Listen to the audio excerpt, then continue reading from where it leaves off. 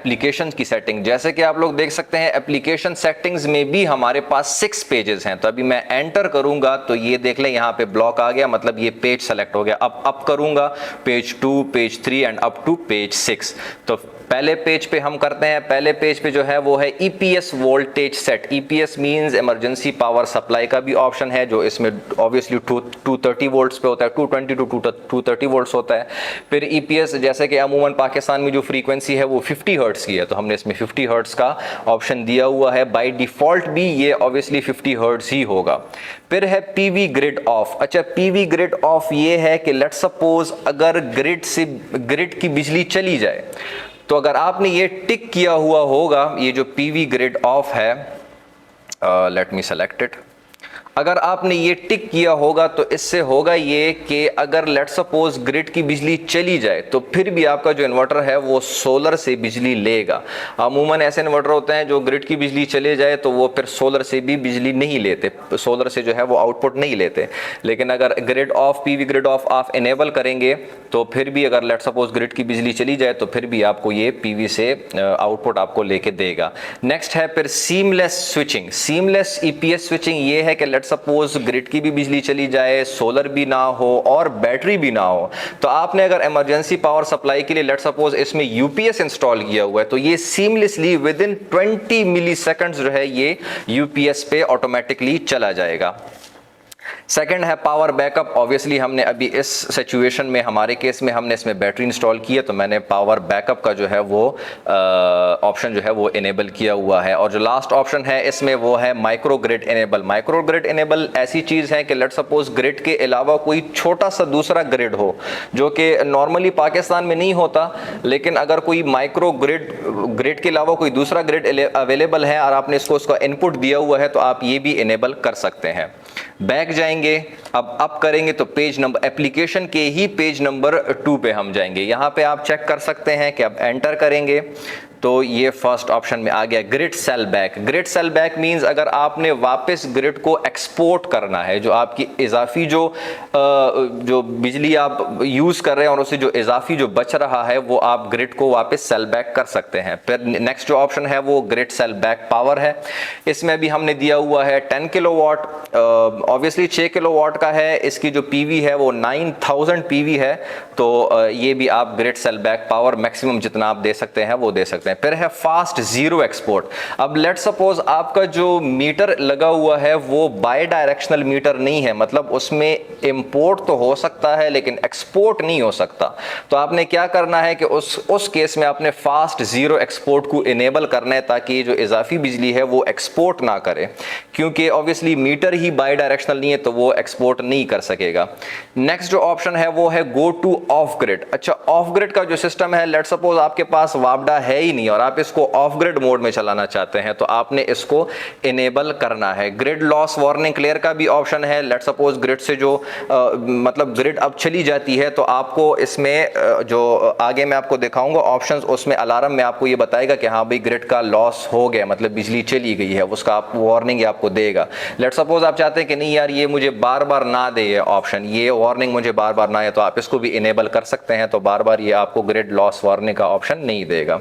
अच्छा, अब जाते हैं हम page number 3 of application setting में, जो कि है parallel setting.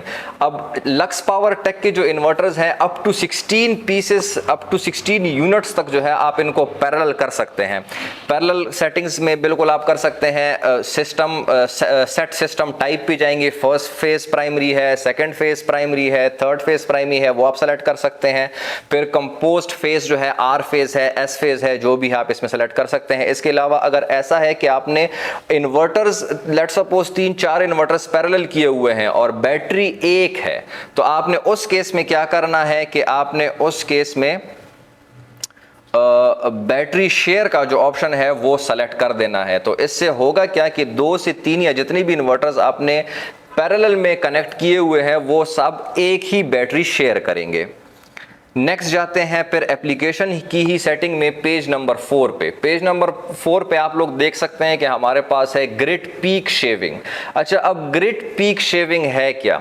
Grid peak shaving ये चीज़ है कि लेट सपोज इसमें आप देख सकते हैं, इसको हम अगर इनेबल कर लें और ये P1 स्टार्ट टाइम और ये फिर उसका एंड टाइम, फिर इसी तरह P2 स्टार्ट और एंड टाइम।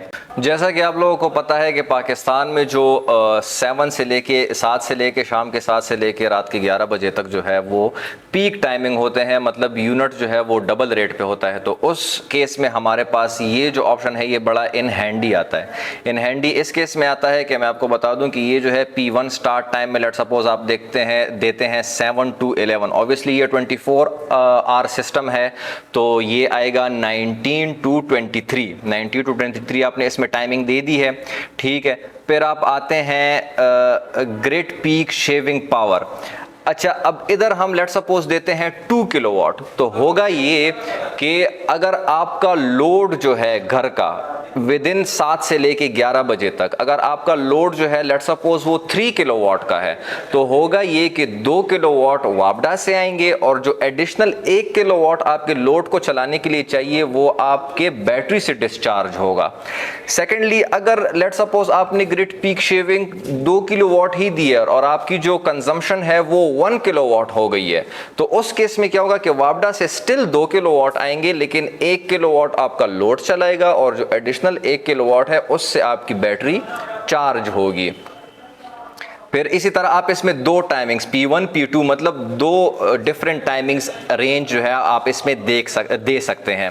फिर है स्टार्ट पीक शेविंग SOC, मतलब कि अगर इसमें भी हमने दिया हुआ है 50%, यानी अगर बैटरी 50% तक चार्ज है तो उसके बाद ही वो इस काबिल होगी कि वो आपको ये ऑप्शन दे। लेट सपोज बैटरी 49 या 48% है तो वो कभी भी जो है डिस्चार्ज नहीं होगी अनटिल एंड अनलेस वो 50% तक अपनी SOC पे ना आ जाए।